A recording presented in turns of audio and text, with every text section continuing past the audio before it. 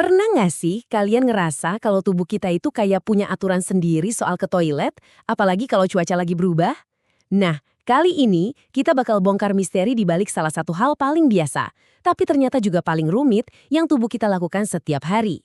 Oke, yuk kita coba bayangin dua situasi yang beda banget. Di satu sisi, kamu lagi kedinginan di ruangan ber-AC, dan rasanya kok pengen ke toilet terus ya? Di sisi lain, kamu lagi olahraga di bawah panas matahari, keringetan parah, dan yang kepikiran cuma pengen minum air dingin. Dua kondisi, satu tubuh, tapi reaksinya bisa beda total. Nah, ini dia pertanyaan utamanya. Kenapa sih frekuensi kita buang air kecil bisa berubah drastis banget tergantung cuaca? Sebenarnya apa yang terjadi di dalam tubuh kita sampai bisa jadi begini?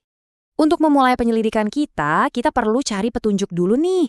Dan untungnya, tubuh kita itu ninggalin bukti yang jelas banget. Yuk, kita lihat apa yang bisa kita pelajari dari urin itu sendiri.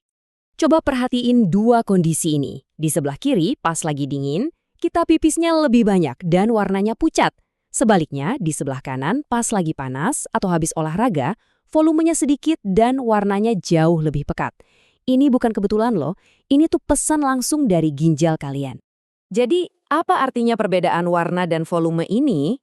Dan yang lebih penting lagi, siapa atau apa yang jadi semacam sutradara di dalam tubuh yang kasih perintah ke ginjal buat nahan atau ngelepasin air? Pasti ada dalangnya kan? Oke, sebelum kita ketemu si pengendali, kita pecahin dulu misteri warnanya. Jadi gini, warna kuning di urin itu datang dari pigmen namanya urobilin. Ini tuh produk sisa dari pemecahan sel darah merah tua di hati. Jadi gampangnya, warna yang lebih pekat itu artinya konsentrasi urobilinnya sama, tapi dilarutkan di air yang lebih sedikit. Simpel kan? Sekarang, waktunya kita kenalan sama tokoh utama di balik drama ini. Sosok yang memutuskan berapa banyak air yang harus disimpan atau dibuang sama tubuh. Mari kita sambut sang hormon pengendali natrium. Kalian pasti pernah ngerasain ini. Abis ngopi atau ngeteh, kok jadi sering banget bolak-balik ke toilet? Nah, fenomena ini sebenarnya petunjuk besar tentang cara kerja sistem kendali di tubuh kita. Pertanyaannya sekarang, apa kafein itu cuma maksa ginjal kerja lebih keras? Atau jangan-jangan dia melakukan sesuatu yang lebih licik, misalnya mengganggu jalur komunikasi penting di tubuh kita? Jawabannya ada pada gangguan sinyal. Kenalin, hormon antidiuretik, atau kita singkat aja ADH. Anggap aja dia ini hormon hemat airnya tubuh kita. Tugas utamanya itu ngasih sinyal ke ginjal buat nyerap lagi lebih banyak air ke dalam darah, terutama pas kita lagi dehidrasi. ADH inilah penjaga keseimbangan cairan kita. Nah, ini yang kafein lakukan. Jadi kafein itu pada dasarnya mengganggu sinyal dari ADH. Pas sinyal ADH ini terhambat, ginjal jadi nggak dapat pesan buat nahan air. Akibatnya, penyerapan air berkurang dan lebih banyak cairan yang langsung blablas ke kandung kemih. Ibaratnya komunikasinya putus, makanya kamu jadi sering ke toilet. Oke, kita udah tahu siapa pengendalinya dan gimana sinyalnya bisa diganggu. Sekarang waktunya kita bedah langsung pusat operasinya. Kita bakal bongkar 3 rahasia besar di dalam unit kerja ginjal. Sebelum kita masuk lebih dalam, coba deh renungin angka ini, 180 liter. Itulah jumlah cairan yang disaring ginjal kalian dari darah setiap hari.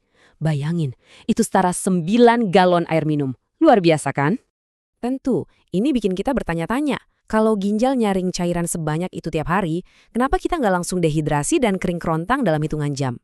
Jelas, ada sesuatu yang super canggih terjadi setelah proses penyaringan awal itu. Jawabannya ada di pahlawan supermikroskopis bernama nefron. Setiap ginjal kita punya sekitar 1 juta unit penyaring kecil ini. Dan setiap nefron melakukan proses 3 langkah yang jenius. Filtrasi, reabsorpsi, dan augmentasi. Rahasia pertama, filtrasi. Ini terjadi di bagian awal nefron, namanya glomerulus. Darah dipompa ke saringan super kecil ini dengan tekanan tinggi. Proses ini maksa air dan zat-zat kecil lainnya, kayak garam, gula, dan limbah, keluar dari darah. Anggap aja ini proses penyaringan kasar pertama. Dan inilah rahasia terbesarnya. Reabsorpsi, alias penyerapan kembali. Ini dia jawaban dari pertanyaan kita tadi. Pas cairan hasil saringan tadi lewat di saluran-saluran panjang yang berliku, tubuh kita dengan sangat cerdas ngambil lagi semua yang masih dibutuhin. Lebih dari 99% air plus nutrisi-nutrisi penting diserap lagi ke darah. Ini adalah proses daur ulang paling efisien di alam. Rahasia ketiga, augmentasi, atau bisa juga disebut sekresi. Setelah semua yang berharga ditarik kembali, tubuh kita melakukan pembersihan terakhir. Di bagian ujung saluran ini, sisa-sisa produk limbah secara aktif dipindahin dari darah ke cairan yang tersisa.